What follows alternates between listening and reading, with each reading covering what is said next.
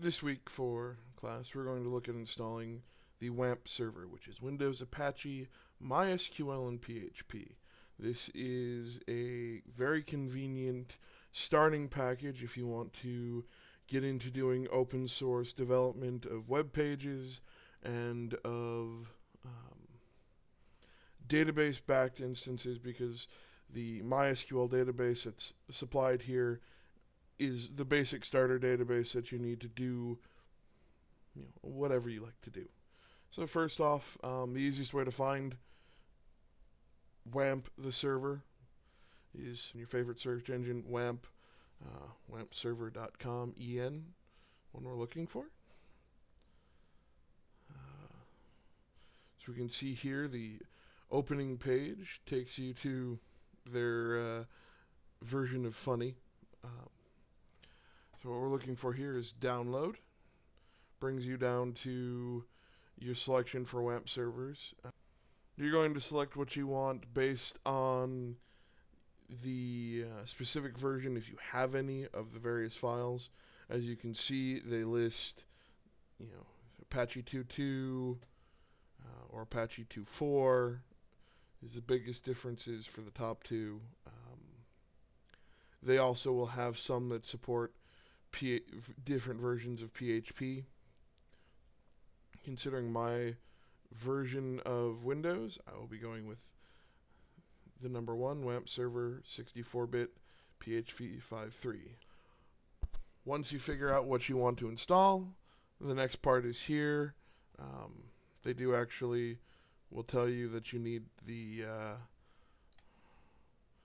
Visual C++. It is a free download. So download this as well.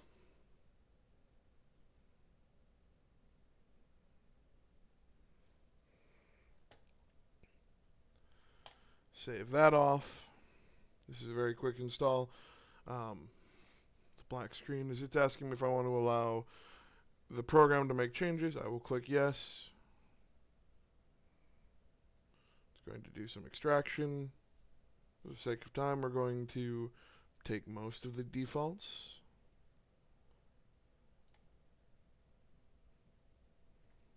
Which is just one.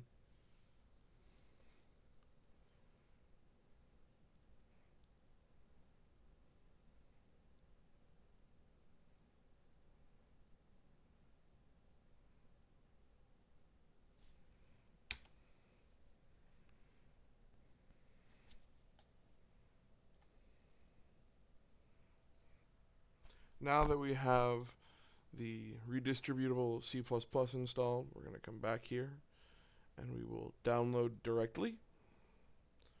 Takes us to the SourceForge page. In a few seconds it'll finish and it'll pop up, allowing you to download what you want where you want it. I will click save on this file.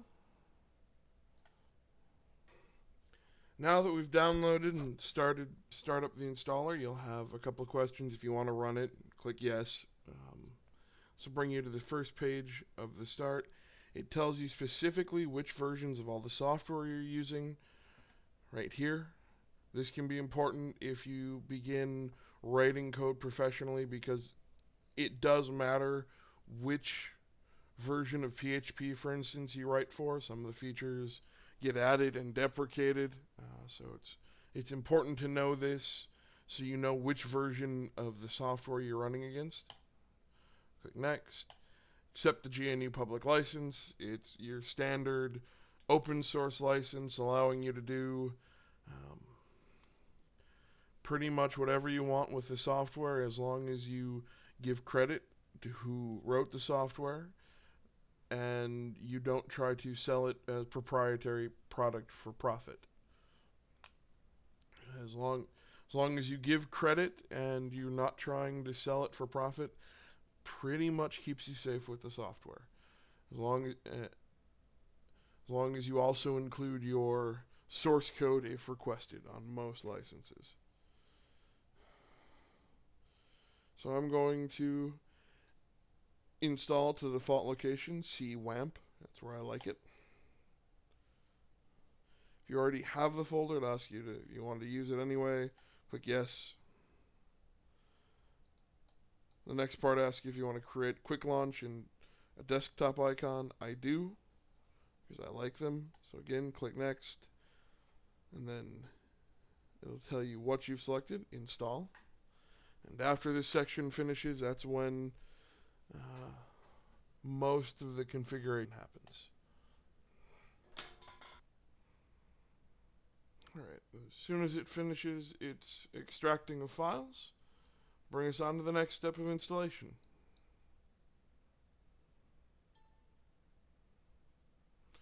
Which is where it wants us to choose what our default browser. In this case, I will leave it as the default. It's easier that way. Click open. This will finish off the installation. And start taking us to settings. First would be the PHP mail parameters. I'll leave this as default for now. If you're doing a professional install, you may have to change it if you're using an external SMTP host, which is the Simple Mail Transport Protocol. Allows programs to send email into the system. So next I'll click finish. Ask me again if I want to run something by an unknown publisher.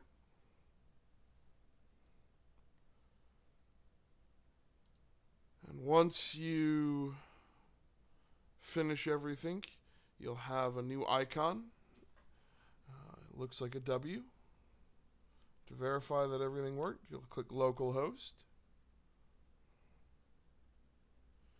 And this is the page you expect to see.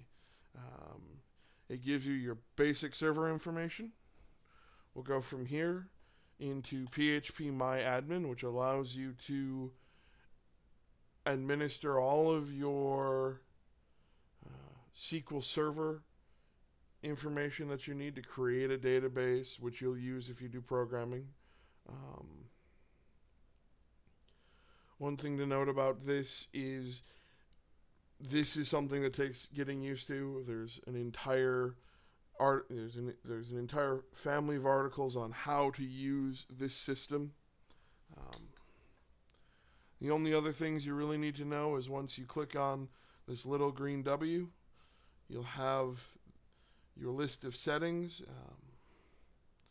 The www directory will bring you to your default page.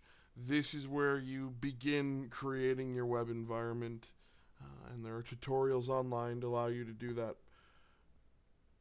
just fine. Thank you, and good night.